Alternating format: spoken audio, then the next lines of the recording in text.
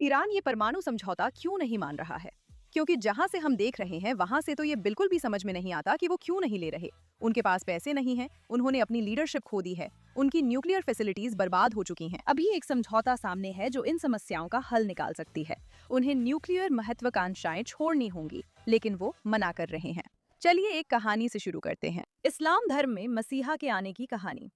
ये कहानी अराजकता से शुरू होती है, जो एक जानबूझकर और जरूरी संकेत है कि अंत निकट है। दुनिया भर में इतनी भयंकर विपत्ति आती है कि जैसी दुनिया हम जानते हैं वो बिखरने लगती है।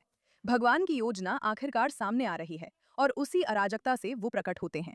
छुपे इमाम मेहदी, इस्लाम के मसीहा, जो 1000 साल से भी ज्यादा समय तक दुनिया से छुपे रहे। वो अपनी सेना इकट्ठा कर यरूशलेम की ओर बढ़ते हैं, क्योंकि वहीं दुश्मन और बुराई की ताकतों का गढ़ है। और अच्छाई और बुराई के बीच अंतिम युद्ध उसी जमीन पर होता है और इमाम जीत जाते हैं। और जैसा कि हम इतिहास को जानते हैं, वो समाप्त हो जाता है और आखिरकार धरती पर खुदा का इंसाफ कायम हो जाता है। यही कहानी है।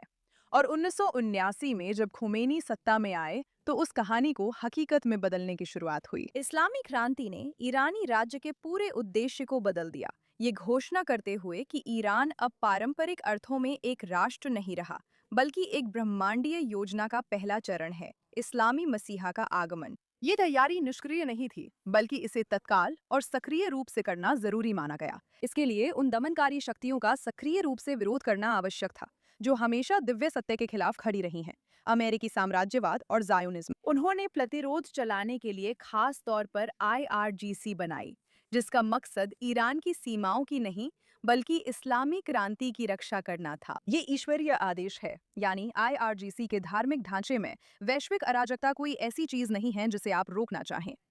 ये वही संकेत है जिससे पता चलता है कि भगवान की योजना आगे बढ़ रही है। फिर मेहदी अपनी सेनाओं को यरूशलेम की ओर ले जाते हैं, क्योंकि वही दज्जाल, इस्लामी परंपरा का प्रतिनिधि, जो विनाशकारी धोखे का प्रतीक है और बुराई की सेनाओं को अपनी ओर आकर्षित करता है, ने अपना गढ़ बनाया है। वो भूमि जहां अंतिम युद्ध होगा गलत हाथों में है, लेकिन इजराइल को पारंपरिक सैन्य तरीकों से नष्ट नहीं किया जा सकता।